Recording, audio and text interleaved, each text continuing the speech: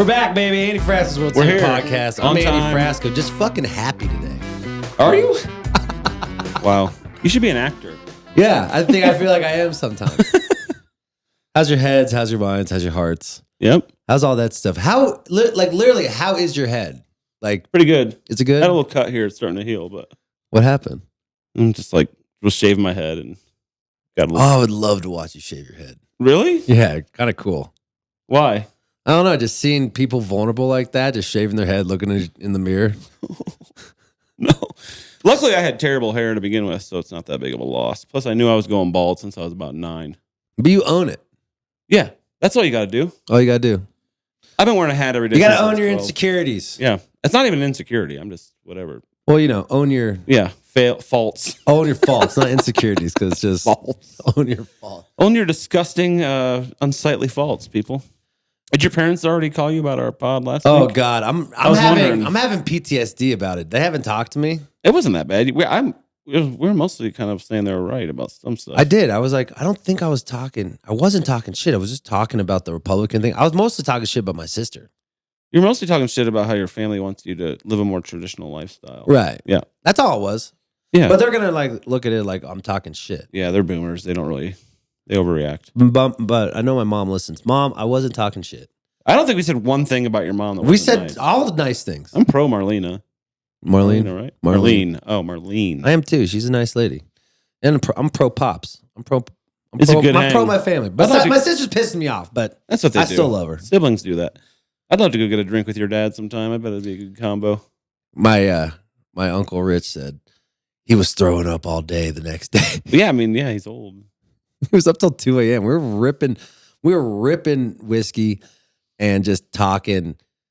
He loves watching. My dad got me into watches. Yeah, and Billy String. Yeah, shout out to Billy. Thanks. Watch.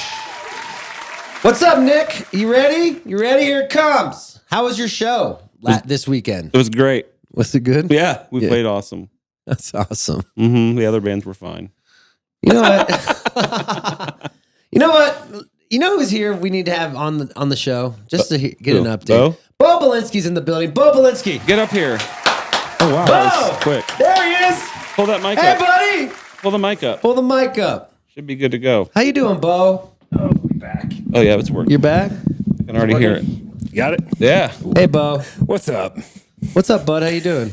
Oh, we're doing good. Pumpkin Man. How's your winter been? I feel like I haven't talked to you. I know. You've been gone this whole time. It's been good. Yeah? It's been relaxing. Chilling? Fucking chilling. Ready to get back to work? He's in love. Oh, dude, I'm so ready. Yeah? Have you been, has it been boring? Because you work so much. Maybe Yeah. you needed the break. Like, whenever I'm on a break, the first 2 weeks, it's amazing. And then I start getting fucking restless. great. Yeah. Fucking great. But now, I'm ready to get back. Let's I got fucking my get Buc-ee's shirt on. Oh, he's ready. He's tour ready. Any advice for Feels tour good. managers? A lot of tour managers listen to the show. Don't work for Andy Frasco. Don't worry. He'll overwork you until you have a mental breakdown. And then he'll tell you, just stop working. And then you stop working. And then You're like, why isn't everything done? and he screams at you for why nothing's done. Sounds about right. Yeah. Well, I'm sorry. I'm such a nutcase. I just care. It's all right. But I know you do. I really care about this business. I hope other people care about this business too. Yeah. Yeah. All right. Bye. Thanks, Bo. Who are you just yelling at? This is my brain. I got to convince my brain sometimes that I'm not the only one working. Like I see Bo now. I see Bo at the office now. It's like I feel like we're all working. Love you, buddy. My office, my house. But actually, it is my office because this office is sponsored by Volume.com. It is. Volume.com, where all the best live streams are. Come head out to Volume.com. The best subscription models. If you're a content creator, get your stuff on Volume.com. You have to do it, guys. Subscription models in. Let's Totally go get free to join. It's totally free to join. There's a bunch of free stuff on there. Too. And you can watch great content if you also don't. very high quality. Yeah. Yeah. I just had a meeting. We had a phone call about how we're going to approach all the live streams we're going to do for this subscription and how we're going to have like a nice director and how it's going to look pretty. And that's cool. It's going to be nice. So head to Volume.com for great content. Hell yeah. What have I been dreaming about lately? You dream? Have you been dreaming? I don't, not that anything that I remember. Really? No, just nightmares. I was talking to Matt. I want to call Matt our manager. I was telling him about a dream. Matt Thompson? Matt Thompson. Is that really his last name? Oh, he's obsessed with leftovers. He's been eating Thanksgiving leftovers. Leftover salmon? Oh, the food. Like, Still? Still. We need to Ew. talk to him about this. Ew. I think he's addicted. I'm gonna get botulism. I'm like, hey, Matt, you're on the podcast. Oh God. Tell us, we are very fascinated about your addiction to leftovers. Is this really an important conversation? Yes. Yes, we're talking about it. We're like, you've been eating leftovers for 2 weeks. I think you're addicted. Well, I think you're exaggerating on 6 days now because Yeah. of 2 weeks. That's not possible. So. I love, first off, this is more about Thanksgiving meals than it is leftovers. You love But Thanksgiving. I do love Thanksgiving. I love the food. I love the community. I love all of that. It's awesome. And He's such a Southern boy. like, He is. He probably like. it's not Southern. It's just like I like having people over and I like cooking meals and it's fun. That's why he's a good boy. Yeah, it sounds Southern to me, but But whatever. then I also like having quick meals to eat. So like, I had a call with Andy Frasco 30 minutes ago. So I went and grabbed something to eat real fast because I know he's going to call me back in 30 minutes from now. So I had to get some food in my body before then. So, I need to hear. I need to hear from my managers at all times. oh yeah, at all time. How much merch did we sell today? Text 30 minutes. How'd How the much Black merch do we Friday sell sale now? go? I don't know. Same as it was 30 minutes ago. I don't fucking know. So, Yeah, he's checking other but yes, shows' I love ticket leftovers. numbers. How we feeling about the tour? How we feeling about our things coming together? Yes. I mean, they are together. We just haven't let the public know about all the things that are coming. It's exciting. We have a bunch of shit coming. Yeah, We have a ton of shit coming. Yeah. that's awesome. So, and What are you most excited about? what am I most excited about? Things that we can't talk about right now. That's what I'm really excited about. I'm such a little yenta. I want everyone to know everything. I know you can't hold anything Dude, back. I know. Dude, but I can hold it back. Do you think I was really? Did you listen to the rest of the podcast last week? Do you think I was really mean? Was I mean? You weren't mean. You were just being honest about what was happening. Yeah. Like, people may take it as it was mean, but I don't think there was anything mean about it. You were expressing your emotions about what was happening at the time. Mhm. So, no, not Right. mean. Okay. I just want to let you know I love you. It's your podcast. I love you too, bud. Thank you for putting up with me yesterday. What was yesterday? What was the issue yesterday? Oh no, I called you. You were talking about nutritional value, and I said stuffing doesn't have nutritional value. Yeah, it does. It's nutritional for your heart and soul. "Shut up!" He's like a kid. Shut up, mom. Nutritional for your heart and I soul. do love a dressing. So, All right. Well, I'll be done with I guess it would be called stuffing, not dressing, right? stuffing. He's from Dressing. Oh, you're from the South. They call it dressing. Dressing Yeah, is yeah. is like a gravy. Salad dressing. Yeah. Salad dressing. Do you Stuffing say? is like Do you say dressed that up. you dress your coffee? I know some people from the South when they put milk and sugar in it, they say they're dressing their coffee. I've never heard that, but Okay. Kentucky is different from the South. Yeah, right? Like that was- Kentucky is like That's true. a bridge of Midwest and Southern shit. So That's true. it's, That's true. That's true. It's a little different. This We say pop, right? Like that's Yeah, Chicago Midwest thing. I say pop. But soda is Southern. All right, buddy. I'll let you go. I know you got to work. But do you want to give the people any motivation for their week? Just work hard and Wow. be nice to people. That's the best thing I think we can all Great. do. Hang up on his ass. All right, I gotta go. I love you. Bye. Bye. Good to be You gotta be nice. Hey, just be on time. He's Be a- nice. Matt's a good boy. I like Matt. I've never had an issue with him. He's a good boy. I wish, yeah, never mind. I was going to talk about it, but About what? That? I feel about that. Yeah. Ugh. Andy's in turmoil. It's not even turmoil. Yeah, that's true. I don't want to even bring it up because people are going to notice, whatever. And if you're wondering why I'm not subbing for Ernie, it's because Andy said I'm too fat. And he said, no more fat people. Everyone was asking, like, they always thought you were going to be the shoo-in. I kind of like it. It's sort of like, I don't know. It's just, we can't do everything. You would hate being in my band. I got to be honest. That one tour we did almost broke me emotionally. What, No, the Europe tour? that was actually that one too. No, I'm just kidding. But it's just not it would make the podcast worse. I think so, too, because you'll be spiteful to me. No, I wouldn't be spiteful. It's just too much of the same person. Not because it's you, just anybody. That's true. And That's why the podcast is fun. What the fuck would we talk about? We gotta I ask, know. we 'Cause gotta we're all ask gonna each be other. we're all gonna be giggling and talking all day. Yeah.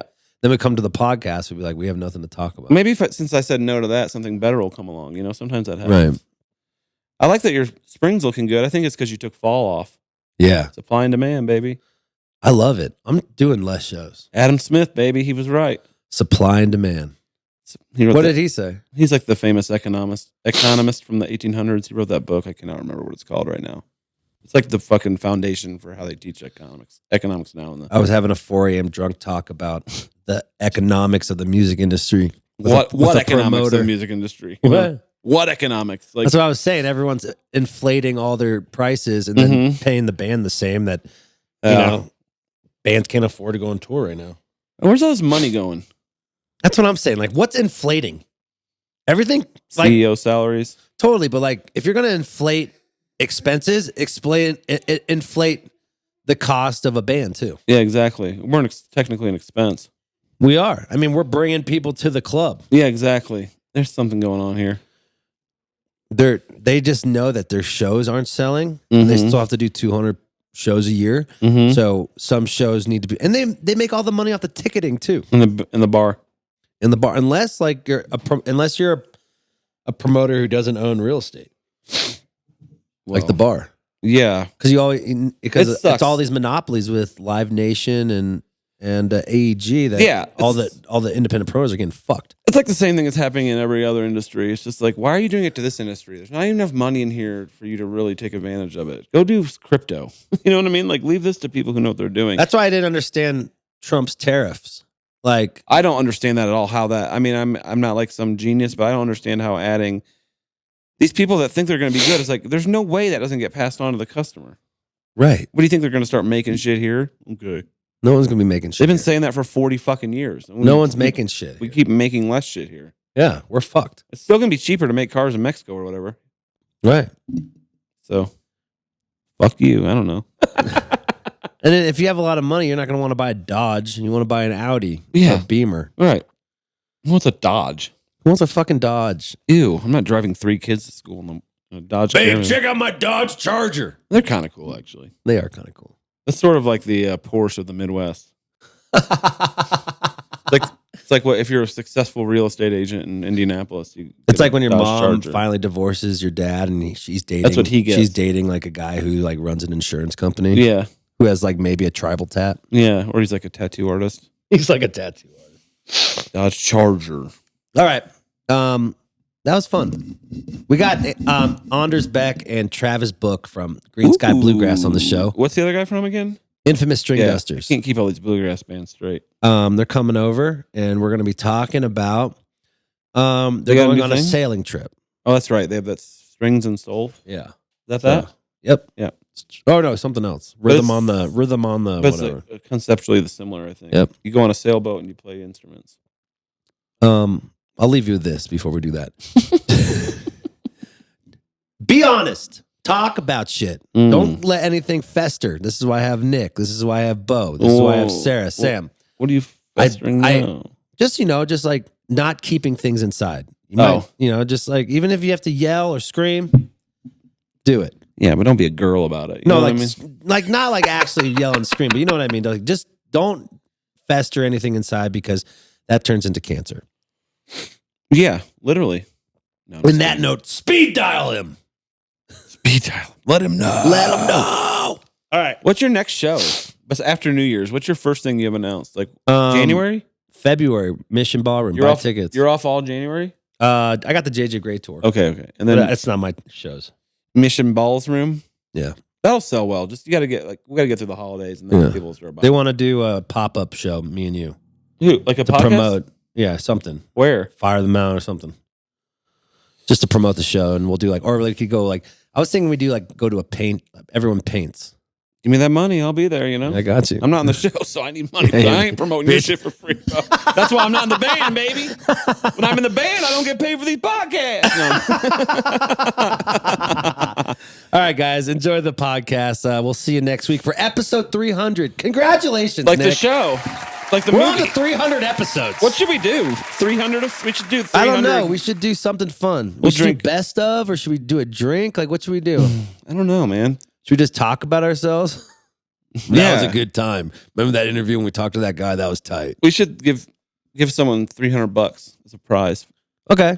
Have like a contest. Send me voicemails of why we should give you $300 and we'll give you $300. Funniest voicemail gets $300. Funniest voicemail. The funniest request for money gets $300. And if it's life advice, you have a better chance. If you need advice on something, whoever has the craziest advice they need, or if you like owe someone money for a weird thing. Ooh, that's good. Okay, so that's also kind of advice. So if you owe someone $300 for something, I don't know what, probably drugs, knowing you people. Yeah, no, our fan base. Or you just need life advice, whatever the best one is, we'll give you $300 and we'll read a bunch of them on the thing. And we'll let people vote. And the voicemail number is on the description. It's in the description of the podcast. Yes. But okay, that's it. And it goes to me. Don't talk to Andy when you call. It's me. So, talk to Nick. This money goes to Nick's. He's starting a charity event. Yeah, charity event called the Cold Tet. It's called Yep. All right, bye. Travi, Anders, how we doing today? Hi, buddy. What's doing up? Great. So you're in Denver. The question is, do you have more fun doing this than your actual bands as a side project? Are side projects more fun to you? That's a trick question. And I wouldn't expect anything less. I'm just trying to get the dirt out right away, boys. If you're in my band, if you're in my real band, please turn off your podcast. I'm just kidding. I think, the diplomatic answer is that, and the true one is that what makes side projects cool is the fact that it's not your main project. Yeah. Like if we did this, we tried to, 20 years ago, we tried to do this full time as this band, right? It didn't work. So we all did other things. 20 years ago.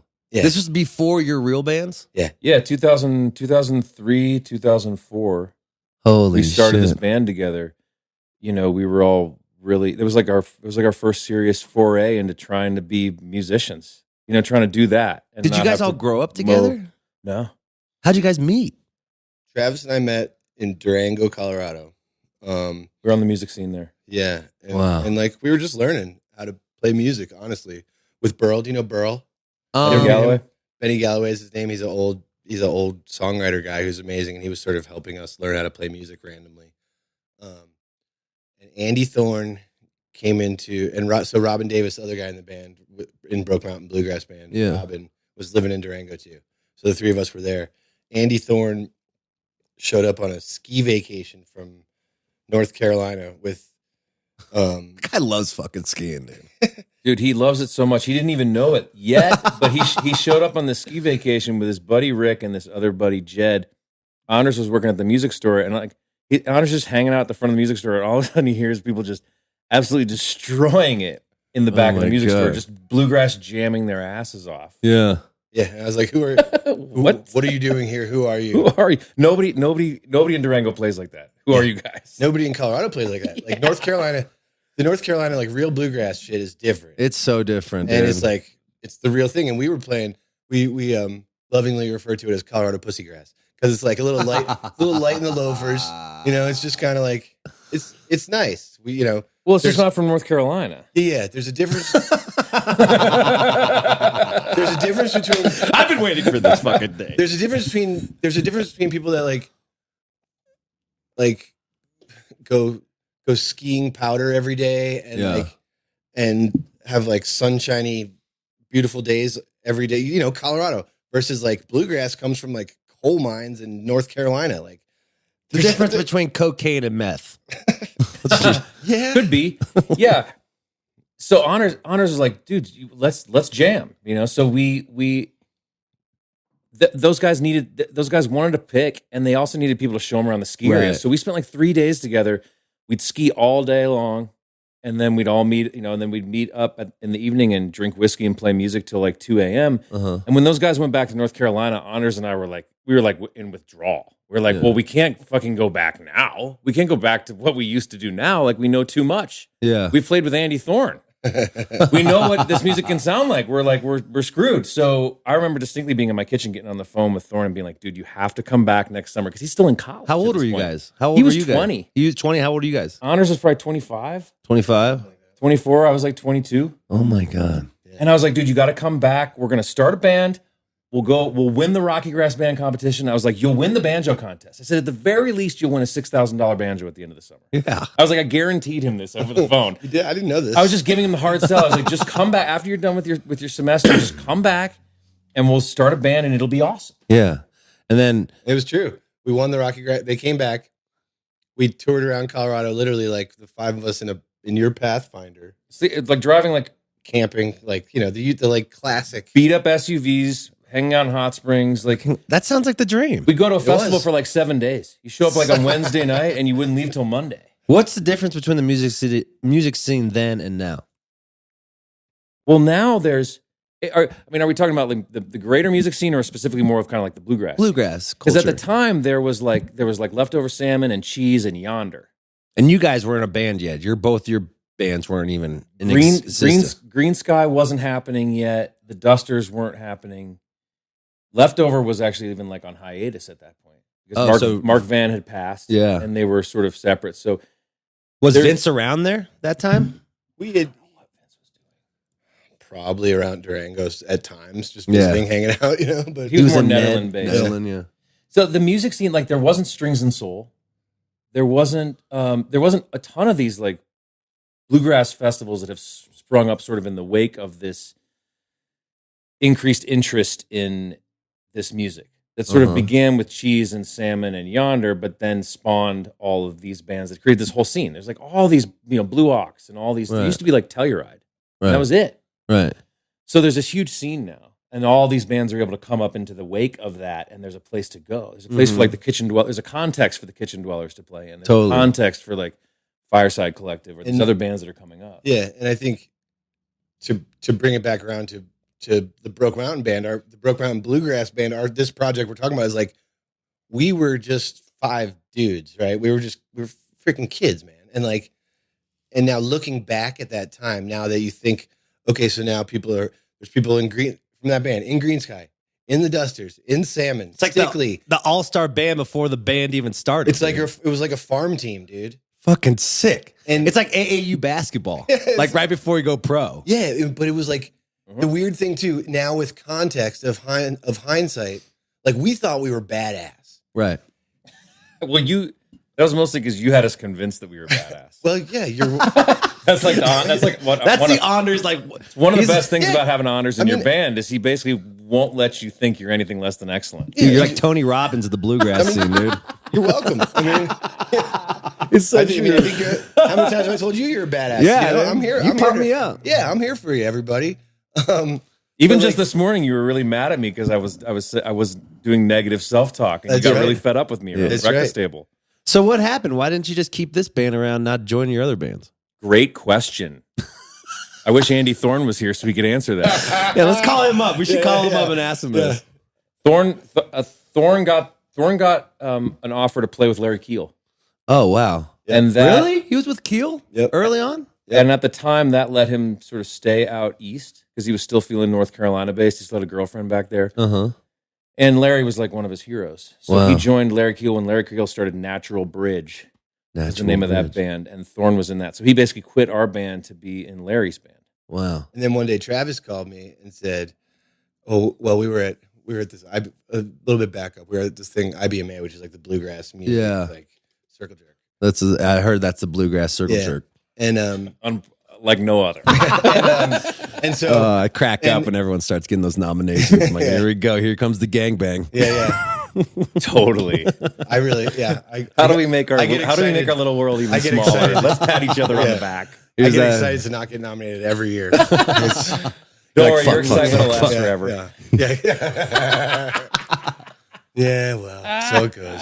I don't know, man. Maybe Broke Mountain is our big chance. I know to make it in bluegrass. I know my role here. I stay in my lane. Stay in your lane. Wait, what were we talking about? We were talking about why you didn't. The difference. So Travis. At this IBMA thing, there was a bunch of these amazing musicians, which turned out to be the Dusters before the Dusters, and they were in this. It was in this like elevator lobby, and they didn't have a bass player, and they're just shredding the shit out of music. Like these guys are killer.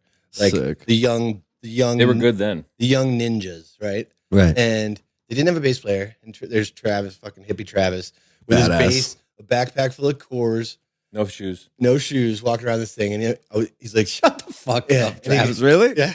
I used to be so much Why cooler. haven't we hung out earlier? Dude, This is bullshit. On behalf I mean, of, we're meant to be on together. behalf of the middleman here, I'm sorry, guys. I feel like this is sort of This my is fault, but also I bullshit. was maybe trying to keep you guys apart. So you saw him in an elevator. So he sits. So they're jamming, and they didn't have a bass player, and I was like, "You should go play with them, Travis." And he's like, "Oh, I don't know. Those guys are badass." I'm like, "You should go play with them. They need a bass player. Clearly, you have a bass." And so he plants down his 12-pack of Coors in the middle of the jam circle, starts playing bass, and then and it was good. And So- they were like, "Who's this guy?" And then so fast forward, Who, that like happened. Falco? Who else? Well, at the time, it was Chris Eldridge, who's like in the Punch Brothers now. Oh, you know, sick. Chris Pandolfi, who's a banjo Yeah. player. Andy Hall was playing dobro. Jeremy Garrett on fiddle. Like the whole, basically, it was basically the band. Wow.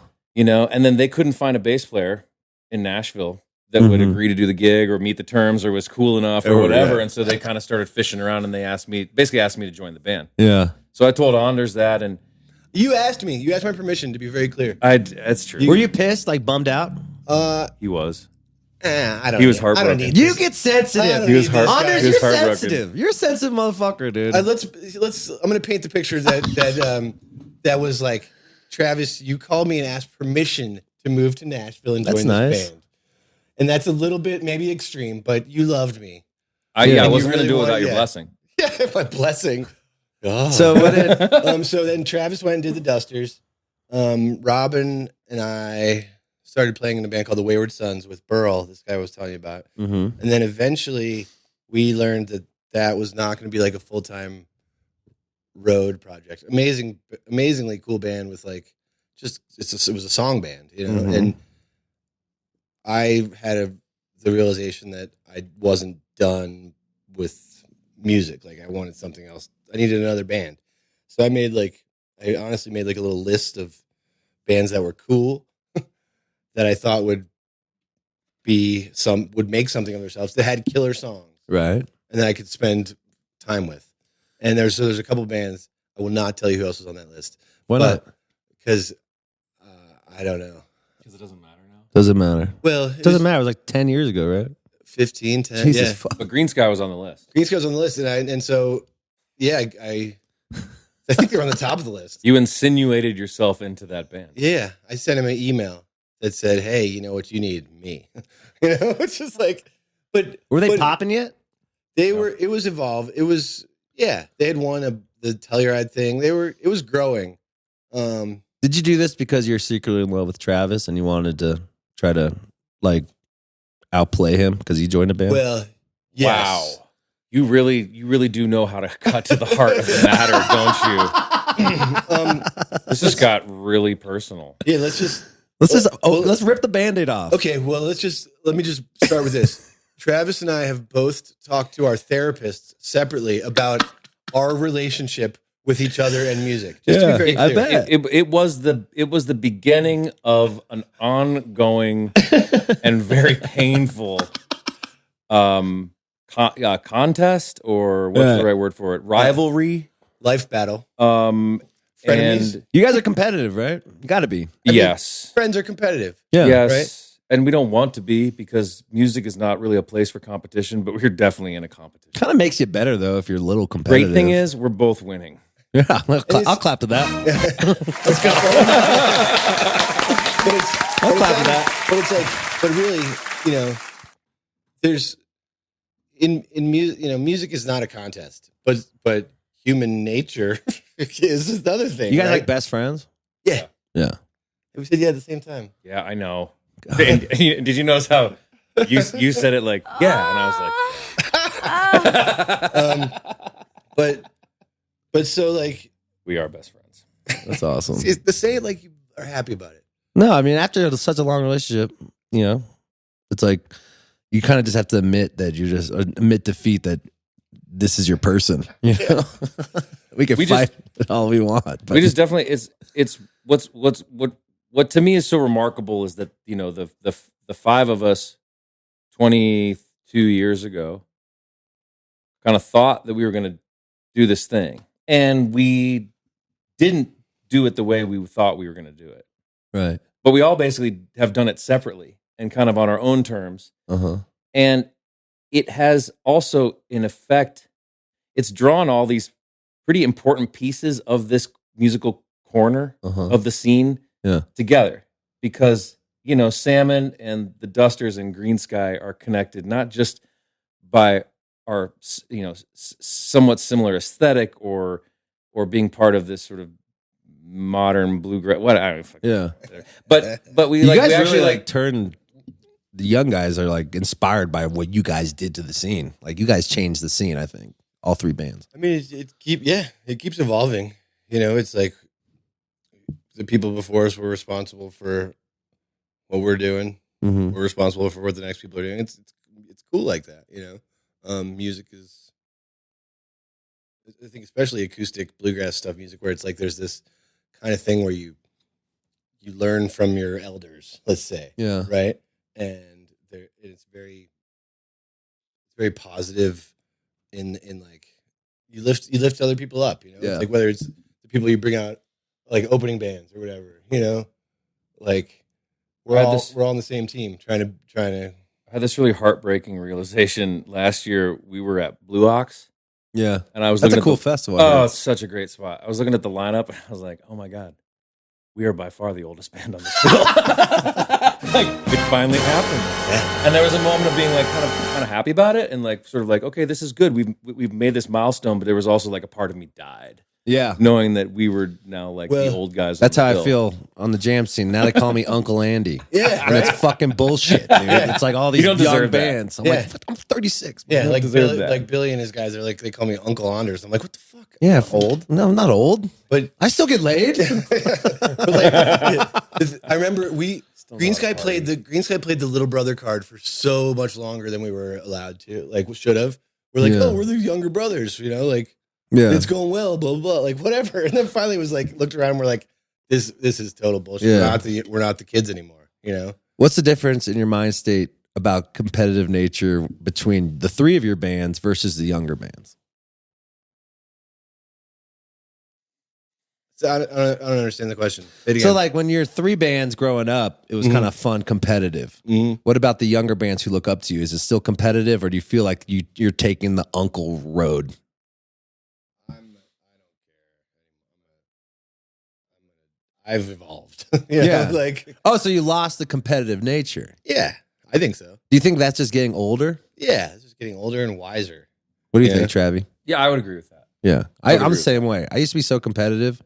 And now with the younger bands, I'm like, I feel awesome being a mentor. Yeah. At first, it was like I had so much. I don't know. Yeah. Like I'm so into like athletes, like Kobe Bryant, Michael Jordan, this psychopath fucking competitiveness. And then I got older, and now I finally got some success in me. I can finally put my shoulders down and be like, yeah, let's all help each other out, and like let's all grow a community. You know? Yeah, and it's become so clear to me recently that we're just really fucking lucky to be here. I know, isn't it crazy we make money and to playing music? To be 25 years into it and to actually have like a career. Right. And be able to look down the road and think that there may be enough of a career to sustain all the way till the end. And I don't harbor any illusions about being even what, you know, you get older and what it means to be successful, what it means to be big or bigger or growing or any of these other things. I'm just so grateful that I get to play music. Right. I have some control over my schedule, and I get to go beautiful places and spend time with good people. As long as I can pay my mortgage. Yeah. Maybe help my kids go to college. I don't know. You got kids? Oh yeah. You have kids? You married? They're 9 and 11. 9 and 11? Yeah, I'm no longer married. Oh shit. Damn, you're deep in it. Dude, I got a fucking 401k, man. I'm fucking old as fuck, baby. We like to hear it, dude. But you know, but the fun thing about being on, fucking love this. The fun thing about this scene too is like, you know, it's great to be able to feel like, you know, I can be like sort of responsible and have this sort of like legitimate middle class working man mentality, right. just like my neighbor who works for the fire department. Yeah. But my lifestyle is, I guess I still get to act like I'm 17 if I want. Right. I still get to live in a world where I'm very insulated from so much of the bullshit that most people have to deal with, Right. you know? So it's kind of like, I just feel so grateful at this point. Like that's partly like the competitiveness has gone, me being concerned about what's happening with the younger generation, like with Billy Strings eating my lunch and all that kind of stuff. It's fine because I still have like such an epic life. You know, I'm not rich. I drive old cars. Sometimes it's hard to make mortgage payments, but I know it's going to be fine. And like here I am with my best friends playing music in Denver, and we're going to Mexico next week, and I'm going to do ski tour in January, and like life is really nice. When we stop, I don't know. I think when we stop overthinking and just live presently and trust that you've lasted this long, that you're going to keep lasting, I feel like life becomes way easier. I think there's a difference between legacy and legend. So explain this. Like, I don't know. I feel like when you're younger, you're like, we're going to be legendary, like rock and roll, you know, like this thing that we're doing, like this thing you're creating is like, it's hard to explain, but I know what I mean at least. Mm-hmm. And then legacy is like, okay, there's going to be this lasting impact from what I'm creating, you know, like, I think about it often with when we make records in the studio. Like I think about studio albums are your legacy in a lot of ways. Concrete. Like I don't believe that necessarily in 50 or 100 years people are going to be going back and listening to that show from 11/7/19 on Nugs or whatever. You know, I think that it's going to be people that have never heard of you that find your albums that you've made on a streaming service of the future and hear it and are like, this song hits me.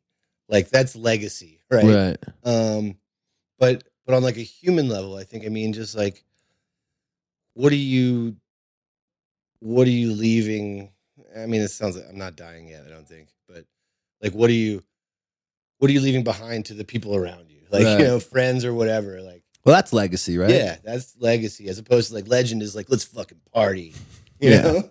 Like I think of Vince Herman. Yeah. You know, legend. Yeah. Legend. And 35 years. You know? Yeah. Legend. It's crazy. You know, the ups and downs of his career is just unbelievable. He is my mentor of how to persevere through the low sides. He's been in and out of money like all of us, you know. It's like, but he's still stuck around and still fought it because what's more important?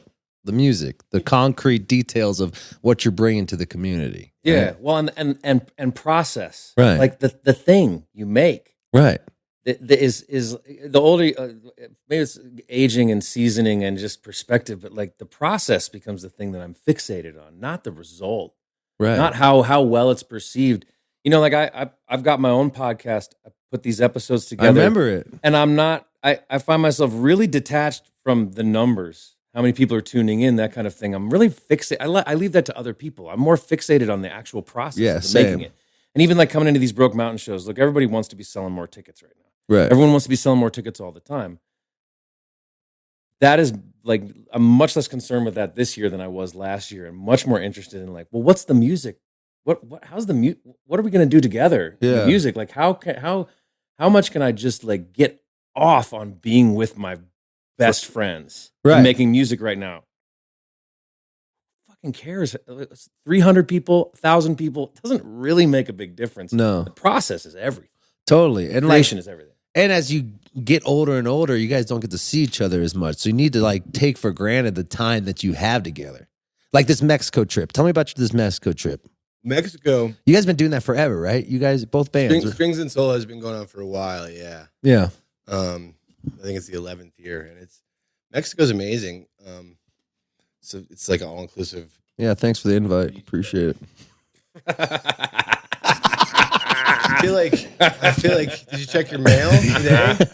Right down there, yeah. Oh my god. You always normally put me on like the sail trip to go. I can't wait to talk about that. You're going on that little sail trip? You both are doing that? Oh, we should talk about that. Yeah, Rhythm and Sales. Well, let's get there and get to that. But yeah. Mexico is amazing. You know, I was talking to Robin and Stickley about this last night, that while we're being vulnerable here, that Strings and Soul is like intense for me because it's the only place where I can be playing on stage and look out in the crowd and see like 20 musicians that are better than me. Oh man. And like, I mean, it's like, it is the peak place for my imposter syndrome. I've realized. Yeah. Oh, you know? It's like, so how do you enjoy it? Traditionally drugs, alcohol. Yeah. Now you're sober. How do you enjoy it? More. Yeah. But like the idea that, and honestly, it's the idea of looking out and seeing Travis or Andy, like guys that I know that know me too well, Yeah. or I've played music with for so long, or whatever. Just like playing music to my peers is nerve wracking for me for some reason. Like, you know, and again, imposter syndrome is the right word, right? Yeah, totally. You know? I think we all have it. That's how I feel too. But the festival is badass. You know, it's like a stage on the beach, all inclusive resort. It's so cool. I love it. And the fans we're all just hanging out. It's like, it's pretty special.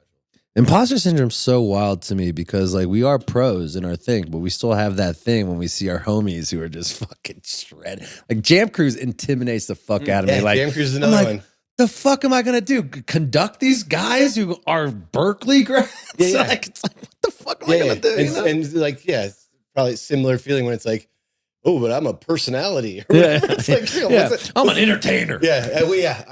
I often try and remind people of the line of artist versus entertainer. Yeah. I'm comfortable being an entertainer. Yeah. I'm glad you're an artist, and I hope that goes well for you. But I'm an entertainer. Yeah, same. You know, like, exactly. It's like, and there's like this like stigma between entertainer and artist. Like, we're not artists, but like, fuck yeah, we are. We do this every day. I write songs every goddamn day. I make people happy for a living. That's entertainment. And I've never painted a fucking picture, so I'm not an artist. I don't know. Yeah, that's just me personally. Yeah, I think you're Travis. What are you, Travis? Both. Are you an artist or an entertainer? I'm definitely both those things. Yeah. Pick one. I'm podcasting now. That is one.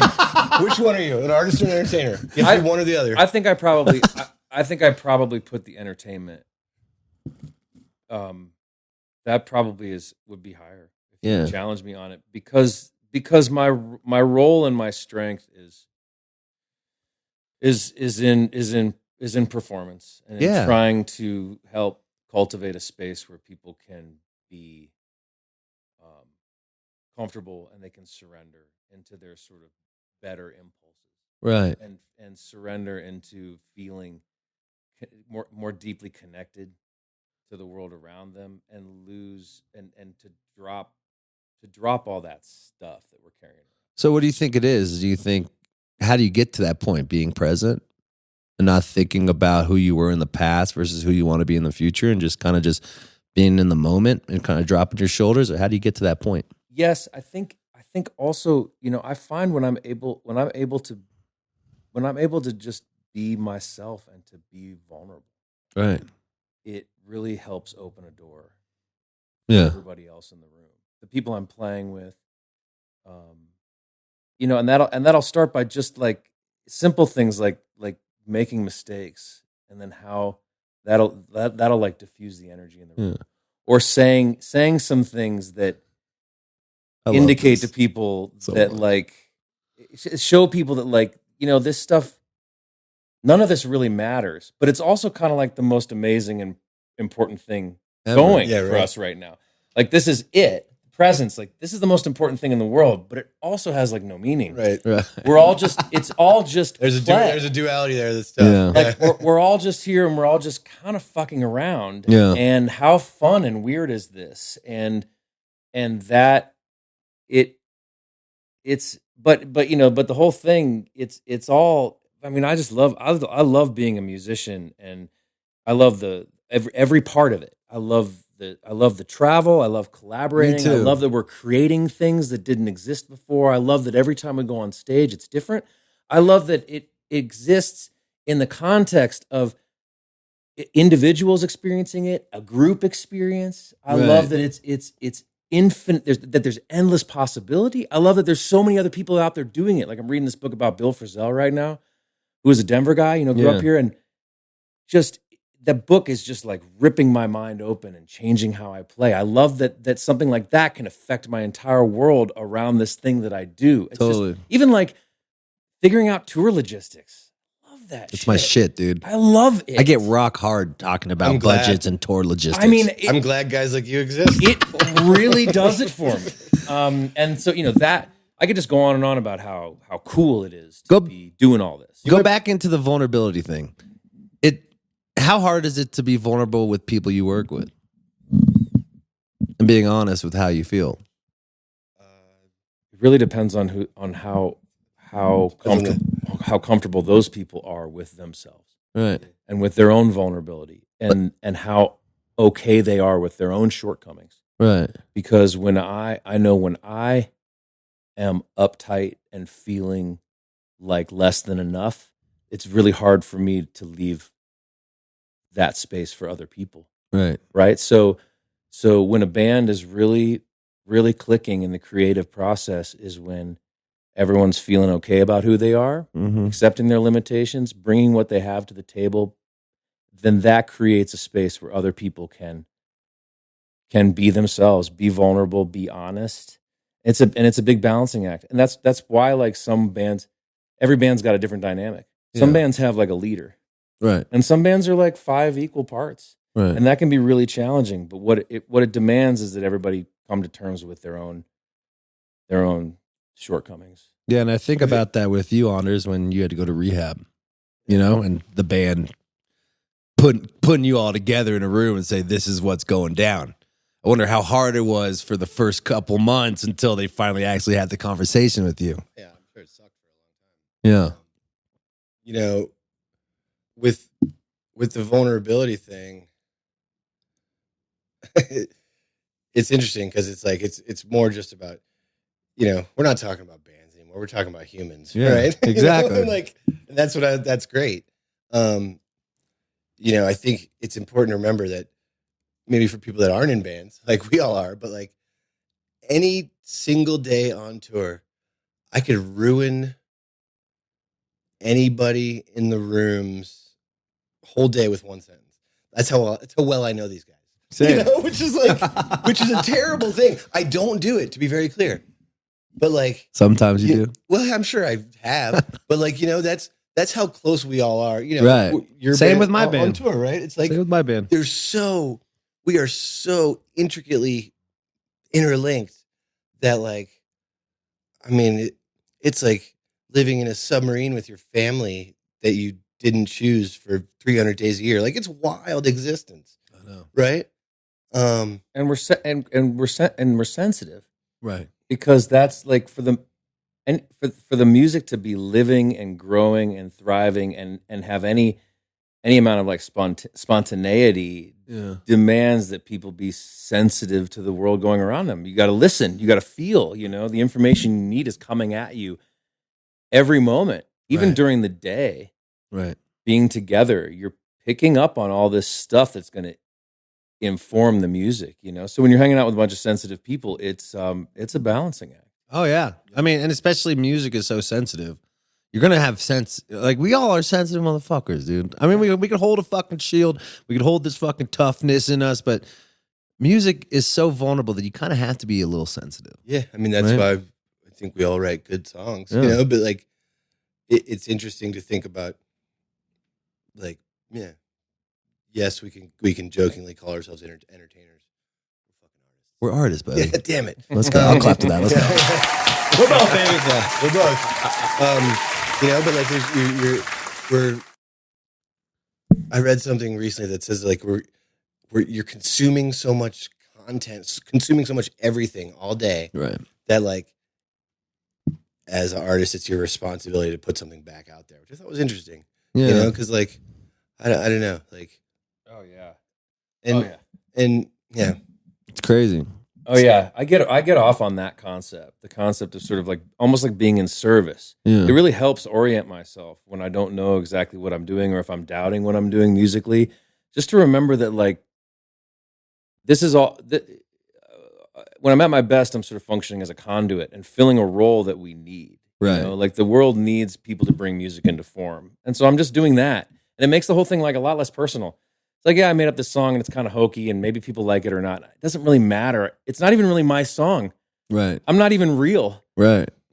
I'm just like filling this role of helping bring this shit into form that like we need to make the world go around. Totally. So I'm sort of like in service of this thing that's much larger than myself, and it makes it a lot easier to not worry about it and just be like, oh yeah, I'm just here in service, and like, I was okay tonight.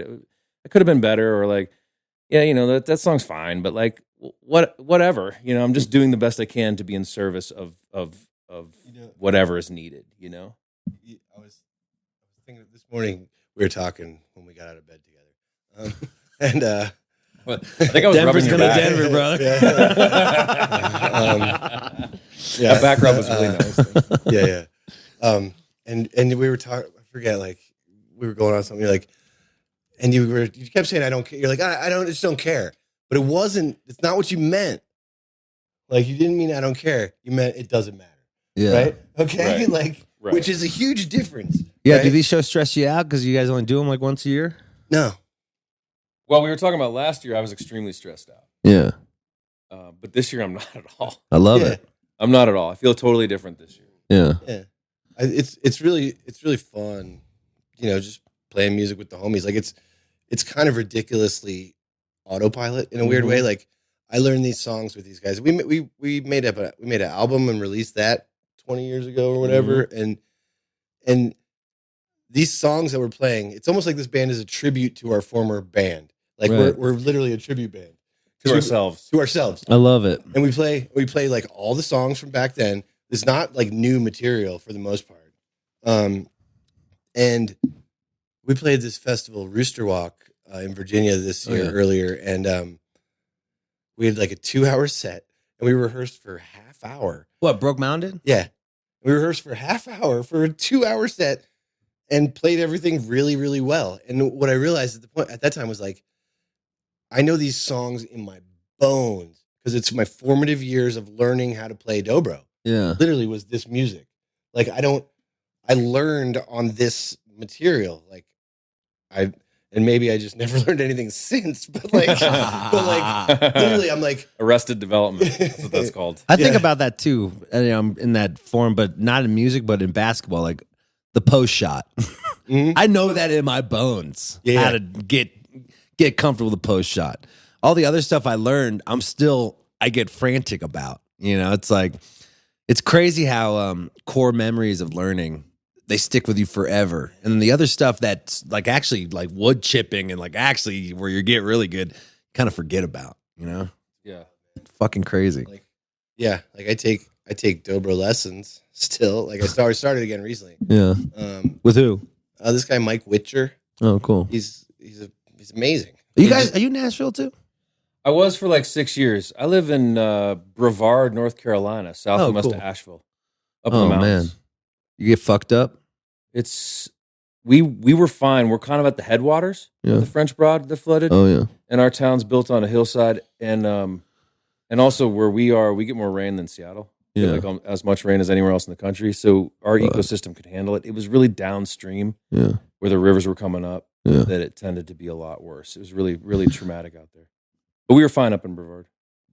It's interesting you talking about like, I will say on the other hand, like last night we were teaching each other new songs. Really? Like brand new songs. That's true. I wrote this song and I wanted this band to do it, and I was showing it to the band, and like how quickly everyone picked it up, and it's like everyone knew exactly what to do. And I knew when I made the song up, it was going to be a Broke Mountain song, and we played it. And I woke up this morning, it was the first thing I said to my girlfriend. I was like, I'm so psyched that I brought that song, and the band, like, they knew exactly what to do right away. Part of that is that, it's bluegrass, and so there's sort of systems in place, but it was just so reassuring to be like, okay, well now we can make new music, and it might be just as easy as it was for us, to play the old stuff. And especially now, we used to make up music together when we didn't know any better. Well, we've all got 20 years of experience being in bands, touring, doing all this stuff.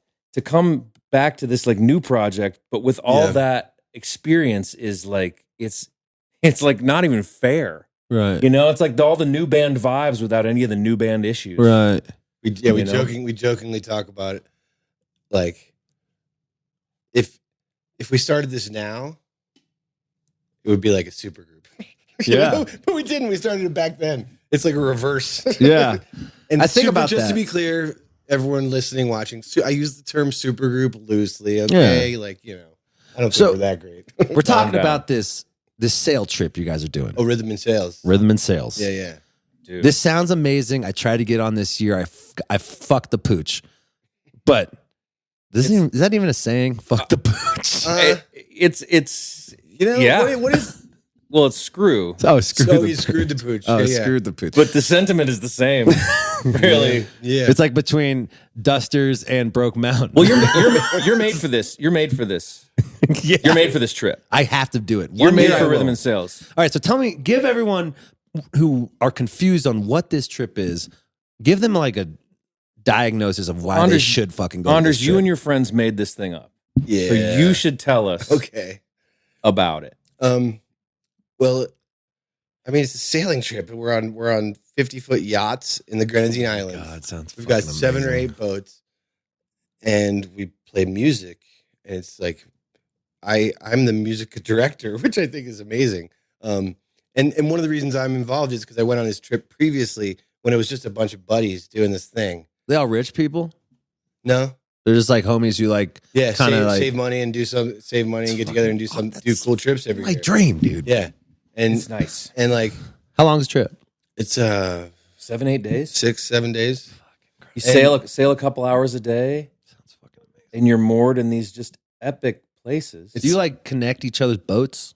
No, you just right. It's like you're just 20 feet away. no, over there. close enough that you can You swim. You jump in the ocean and swim to the other boat. So where do you like play? You play music on each boat? We play music on the beaches, and these are beaches you can only get to by there's no airports on some Yeah. of these islands, So so cool. you can only get there by boat. We play pretty much acoustically on the beaches. This year it's me and Travis and Jay from Fruition, Megan, Let's, Yeah. The Holly lovers. bowling. Holly's there, Torin, Oh yeah. Mark Morris. Oh my like, god. All the homies. Yeah, and you were supposed to be there, but I know. I you had did to. that thing with that pooch. Yeah, Goose. Yeah, Goose got me on. I wish I But could. so like it's I'm Did that I'll be- thing with the boots. yeah. Hey, you remember that pooch you thing? remember that time you put? Yeah, You remember that pooch thing? You did I'll that. be quite honest. Like the reason I do this rhythm and sales thing is because I didn't need another thing to do. Like I'm kind of busy, right? Right. And in a great way. But like I went on this trip and I didn't ever want to not do it again. It's Right. like the coolest thing I've ever done in my life. And like these guys that are my partners, Ashley and Damien, they want to share this vibe with as many people So as they cool. can. And they're like really, really into that. And it's literally a life change. Everyone that comes on this trip, they're like we advertise it as a life-changing trip, which is epic. I get it. Right. But then everyone that comes on this trip, they come back and they're like, that was life. That was really life changing. Yeah, which is, it's weird. It sounds like I'm advertising it, but it's almost hard to talk about rhythm and sales because it's so fucking epic. I know. And it's like, like So epic. Where do you start? Like Key West? St. Vincent, which is in the Oh, Grenadine sick. Islands. You fly down there and we get on these boats. We have Fucking private sick. chefs. And like, it's expensive, it's not for everyone. But it's expensive because living on the newest Sailboat. catamaran yacht sailboats with your crew and your chef, which are all our homies, badasses. How many people could go? I think we could do about 30 some people. So It's intimate. small, So intimate. and you're literally like, Yeah.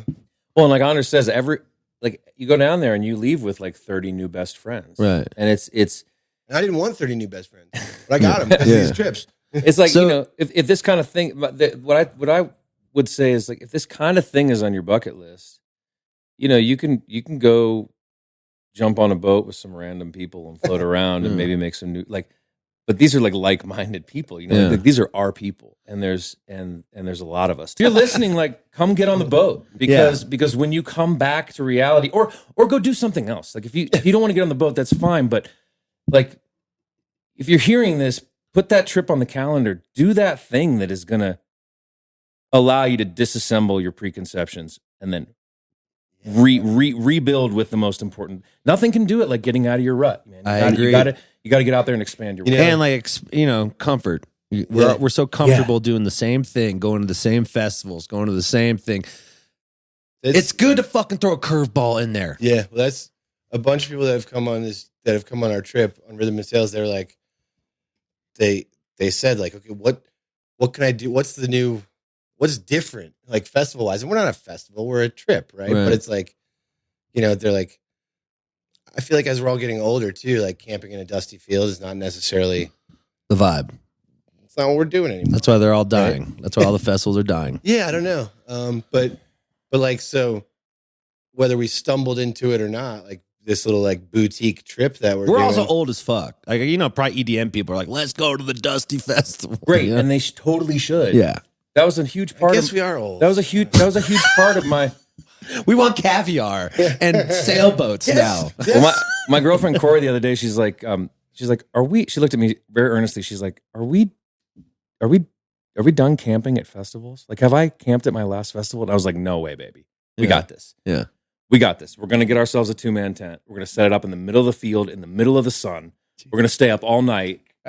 The tent heat's going to kill us at 8 a.m. We got this, baby. It's going to be, we're going to have festival face for months. We got this. But it's true. Like, you get a little older and you're like, maybe there is more to life than like, maybe I'll go to Mexico, and have a hotel. Yeah. With air conditioning. A hot shower and AC. Like, are those not two of the best inventions of the last century? Like, I mean, but we did life experience. We put in our work at festivals.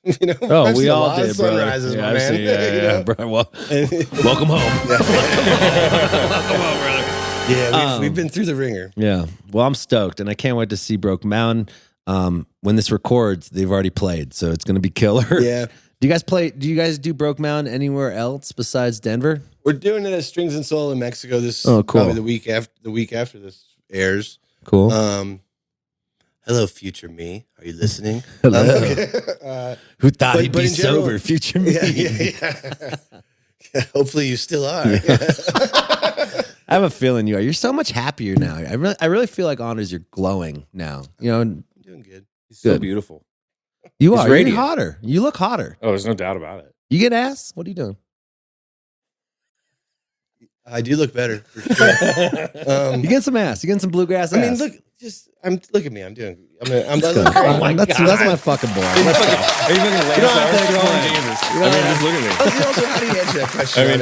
I think you did great. And microphones. How do you answer this question? Well, you did great. You're in Jamgrass Mecca over here, so I think you're going to be just fine. But I'm also, I'm happy, and like, I'm good. Good. Which feels awesome.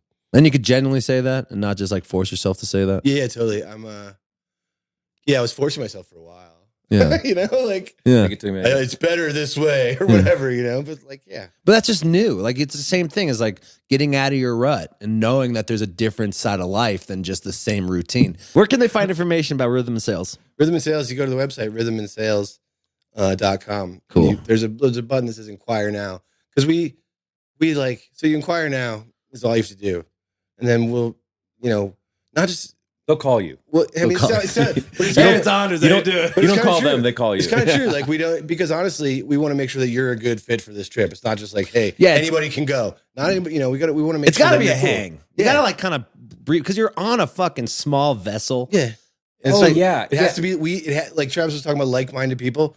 We make sure it's like-minded people, that everyone's cool, good, and everyone knows what they're getting into. I mean, the sailing is real shit. It's real shit. Safety is paramount. You gotta be cool. And not just like a good hang. Like, you got to be, that'd be cool. Professionals only. Yeah.